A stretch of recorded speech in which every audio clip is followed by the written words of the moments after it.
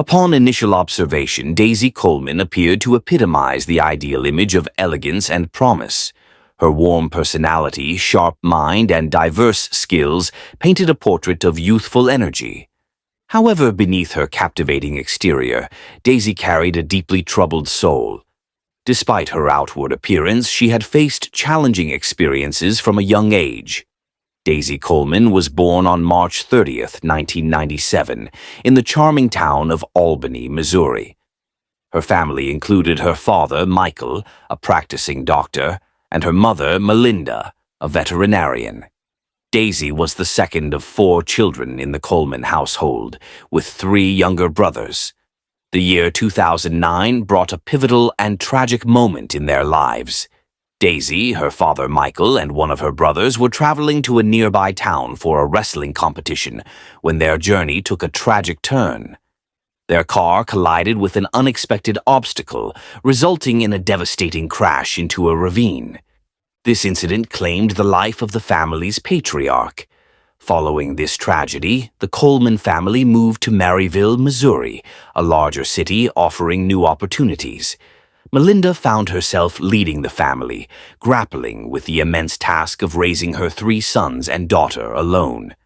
This period was filled with difficulties, foreshadowing further challenges that the family would face. In the cold, early hours of January 8, 2012, Daisy Coleman, a 14-year-old, woke up in the snow-covered yard of her home, with temperatures dropping to 0 degrees or below. Daisy lay there, her hair frozen to the ground, wearing only a t-shirt and athletic pants. Her first thought in that bewildering moment was a chilling one. I must be dead. Unable to move or speak, she was overwhelmed with tears. With great effort, Daisy dragged herself to the front door of her house, pounding on it with every ounce of strength she had left. It was now 5 a.m. By some stroke of luck, Melinda, her mother, was fast asleep in her room when she heard a strange noise. Initially thinking it was their dogs seeking shelter from the cold, Melinda quickly put on her robe and headed towards the door, intending to let the pets inside. However, what she saw when she opened the door was shocking. Her daughter Daisy was lying on the doorstep, barely conscious, with the strong smell of alcohol surrounding her. She couldn't explain what had happened, only expressing her distress through tears. In a state of panic, Melinda called for help, summoning her sons to assist. They rushed downstairs to bring the hypothermic Daisy inside and warm her up. The family was filled with fear and concern. At first, they tried to warm Daisy with blankets, but upon closer examination, Melinda noticed severe frostbite on her daughter's legs. Acting quickly, she filled the bathtub with water and instructed her sons to carry Daisy to the bathroom, leaving her under Melinda's care. Daisy was still unresponsive as Melinda began to undress her, revealing extensive bruising and red marks on her legs. It was at that moment that the harsh reality hit Melinda. Something terrible had happened to her beloved Daisy. Gently placing Daisy in the cool water, Melinda used her veterinary knowledge to administer first aid for the frostbite, gradually increasing the water temperature to warm her daughter's body. Thankfully, her efforts were successful, and Daisy started to regain warmth, although her speech remained confused and disjointed. Worried about her daughter's condition, Melinda immediately dialed 911, prompting the arrival of the police. The officers examined Daisy, but due to her intoxicated state, she was unable to provide any testimony about the events of the previous night. Therefore, they had to rely on the account of Daisy's friend, Paige, who had been at the Coleman family home that night and had slept in the same room as Daisy. According to her, Daisy extended an invitation to her best friend Paige for a party at her house on Saturday, January 7th, 2012. During the evening, the girls indulged in watching horror movies and sipping on hot beverages that they discreetly acquired from the Coleman family's wine cabinet. As night approached, Daisy engaged in texting with Matthew Barnett, a 17-year-old boy who happened to be her older brother's friend and a popular player on the high school soccer team. Matthew, upon discovering that Daisy was having a sleepover with her friend, sent them a text message proposing, "Hey, do you want to have some fun at my place?" Excited by the offer, Daisy and Paige readily agreed to meet Matthew and his friends without hesitation. Around 1 a.m. on January 8th, the girls quietly sneaked out of Daisy's house through her bedroom window and met up with Matthew and his 4 companions around the corner of the house. The guys escorted the girls to Matthew's residence, where they assisted them in entering the basement through a window, cautioning them to remain silent so as not to disturb Barnett's slumbering parents upstairs. It was then that Paige disclosed that as soon as she and Daisy descended into the basement, Matthew wasted no time in procuring drinks for Daisy. Paige observed her friend as she consumed one drink after another in rapid succession. At one point, Nicholas approached Paige, took her hand, and guided her to an empty room in the basement. There, the couple shared an intimate moment initiated by Nicholas. Meanwhile, Matthew and Daisy secluded themselves in a room with a large bed. Paige caught glimpses of what was happening in that room with Daisy as the door opened multiple times. Daisy appeared almost unconscious on the bed, unable to speak or move. Matthew took advantage of the situation and got physically close to Daisy. Jordan, his friend, recorded everything on his smartphone. By 2 a.m., the boys decided it was time to head home. They drove Paige and Daisy back to the Coleman residence. Upon arrival, Paige was the first to step out of the vehicle. Matthew suggested that Daisy should stay outside for a while to sober up in the cold air. The boys promised to stay with Daisy to ensure her safety, encouraging Paige to go home and rest. Paige trusted them and left Daisy in their care. She entered Daisy's room through the window, quickly got into bed, and fell asleep. Meanwhile, the boys helped Daisy out of the car, supporting her to prevent her from collapsing due to nausea. They took off her shoes, carried her bag and phone, and held her hair back as she vomited. After making sure she was okay, they laid her down near her house, worried about being seen and the potential dangers. The boys quickly left in their car, leaving Daisy alone in the cold. Daisy remained exposed to the freezing 0-degree temperature for about 3 hours, without socks or shoes, wearing only a t-shirt and sports pants, with her wet hair frozen. In response, the police thoroughly searched the Coleman residence and its surroundings. Inside Daisy's room, they discovered 5 plastic bottles containing alcohol. Daisy's belongings, including her bag, mobile phone, shoes, and evidence of vomit nearby, were discovered outside. She was taken to the hospital that morning for a medical evaluation, where doctors observed bruises on her legs and signs of trauma in her genital area. Medical tests revealed that her blood alcohol level was almost twice the legal limit. After spending several hours in the hospital, Daisy regained consciousness but had no memory of the previous night's events. She admitted to consuming a large amount of alcohol, which she had taken without permission from her mother's cabinet. Daisy also confessed to sneaking out to visit the boys' house, although she couldn't recall the specifics of what happened there. By 11 a.m. on January 8th, just a few hours after the incident, the police had located and detained Matthew Barnett, Jordan Zek, and Nicholas Grumotis. The young men were charged and brought to the police station for questioning. During the interrogation, Matthew Barnett admitted to having a sexual encounter with Daisy Coleman that night, but he claimed it was consensual. He mentioned that Daisy and Paige were already intoxicated when he met them. Initially, Matthew denied giving Daisy any alcohol, but as he continued his statement, inconsistencies in his testimony emerged.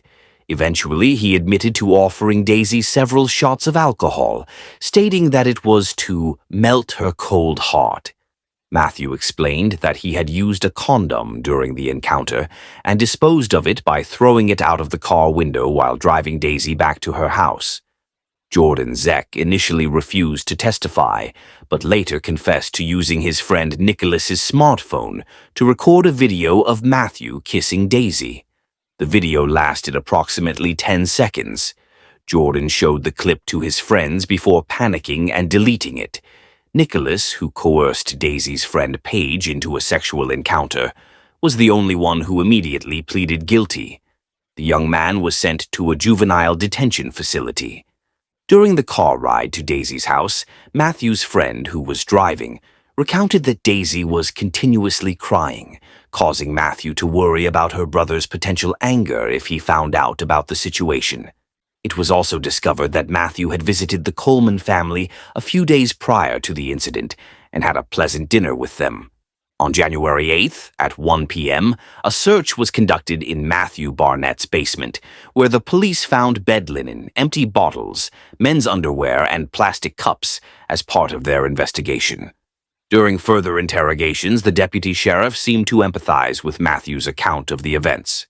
At one point, the officer even commented that it was not uncommon for girls to seek attention through various actions, implying that this might be one of those instances.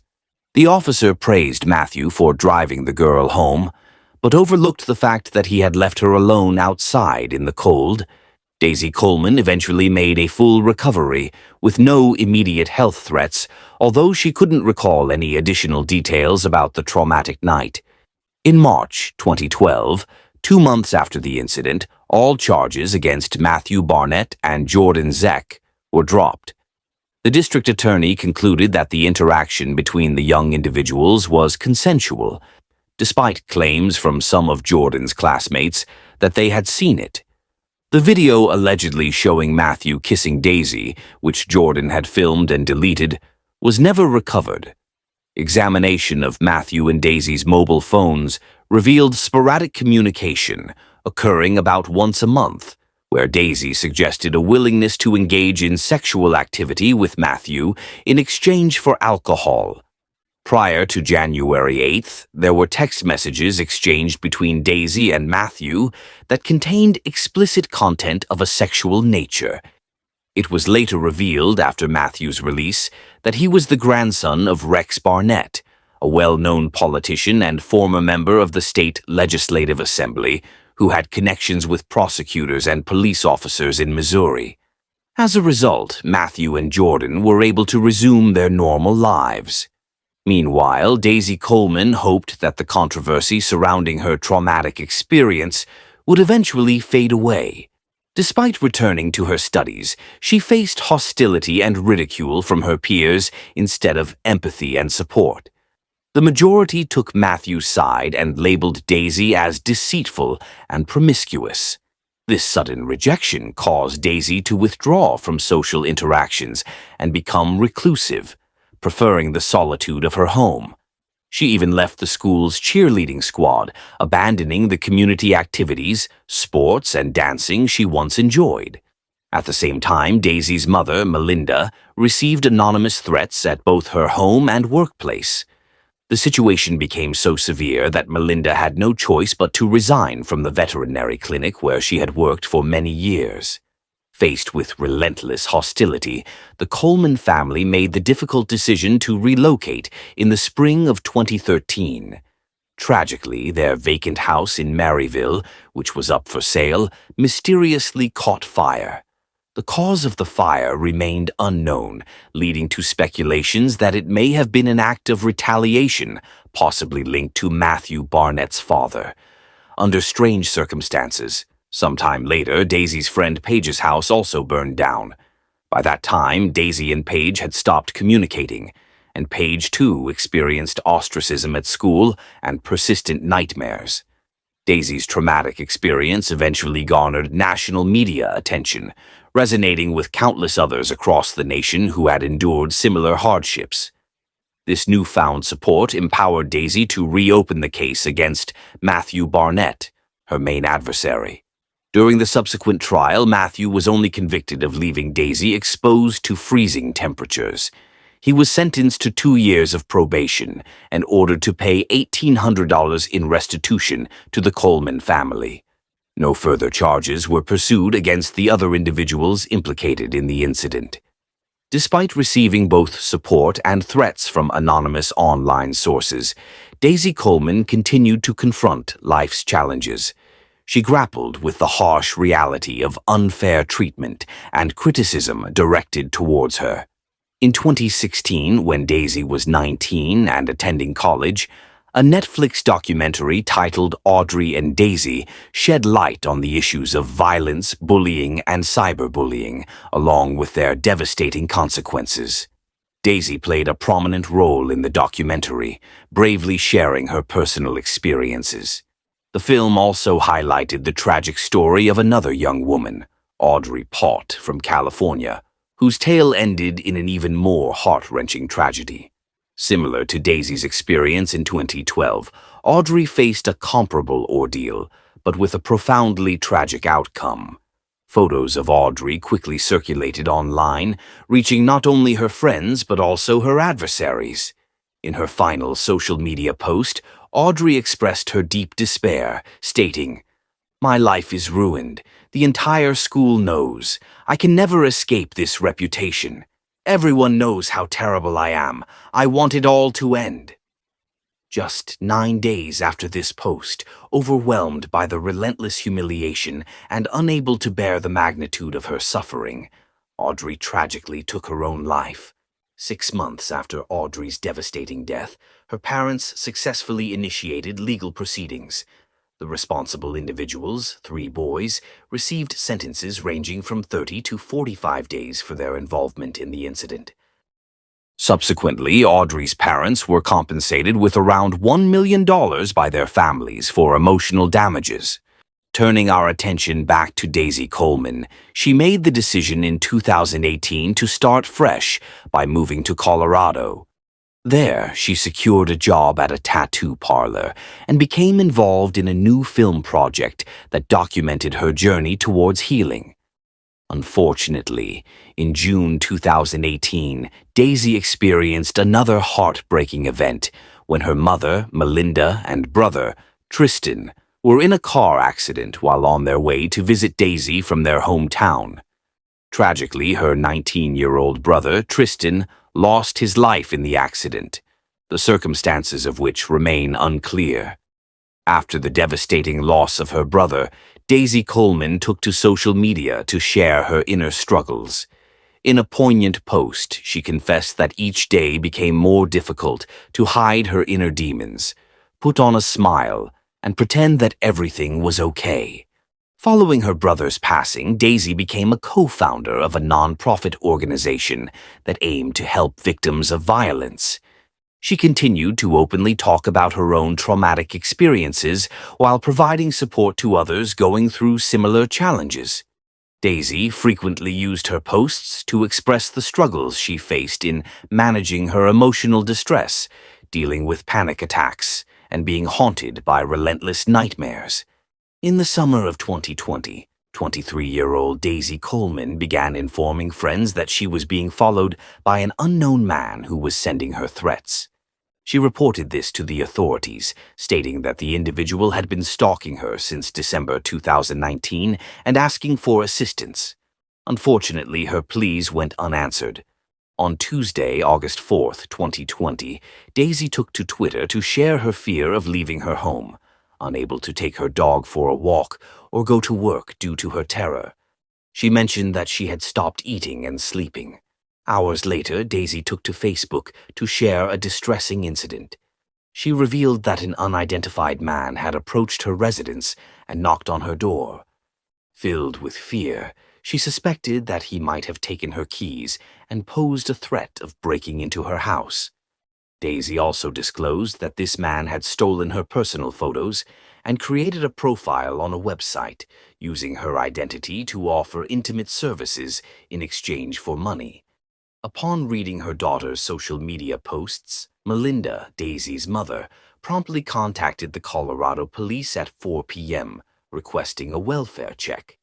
The officers arrived at Daisy's house and were granted entry by Melinda. They engaged in a conversation with Daisy for approximately an hour, discussing the stalking incident. Throughout their interaction, the officers observed no unusual behavior from Daisy. However, shortly after their departure, Daisy video called her boyfriend, brandished a gun, aimed it at herself, and tragically pulled the trigger. Initially perplexed by the sudden turn of events, the boyfriend's call abruptly ended. As Daisy ceased responding to any further communication, her boyfriend dialed 911 for immediate assistance. When the police returned to Daisy Coleman's residence at 8 p.m., they discovered her lifeless body. Melinda, devastated by the loss of her daughter, took to social media to announce Daisy's passing. In her heartfelt post, she expressed, "She was not only my best friend, but also a remarkable daughter. I wish I could have shouldered her pain. She never recovered from the torment inflicted upon her by those young boys in school, and it's simply unjust. My daughter is no longer with us." Melinda confessed that she had tirelessly fought for Daisy's mental well-being over the years, believing that she had done everything within her power for her beloved child. The grieving mother also revealed that Daisy had been relentlessly pursued by a stalker in recent months. Additionally, Daisy had recently received devastating news that she would never be able to conceive children. Following Daisy's untimely demise, the tattoo parlor where she worked fell victim to a robbery. The thief absconded with an album containing Daisy's exclusive artwork and her tattoo machine. 4 months later, in December 2020, Melinda Coleman, now 58 years old, penned another poignant social media post dedicated to her cherished daughter. Subsequently, the woman proceeded to acquire a firearm and replicate the actions of her daughter, Daisy. Within the Coleman household, only 2 sons, the elder being Charlie and the younger, remained. In an effort to help the boys, Daisy's philanthropic organization orchestrated a fundraising campaign. It is widely acknowledged that Matthew Barnett's life and professional endeavors are flourishing. Following the tragic demise of Daisy and her mother, Melinda, the man extended his heartfelt sympathies to the bereaved Coleman family. What do you think about this case?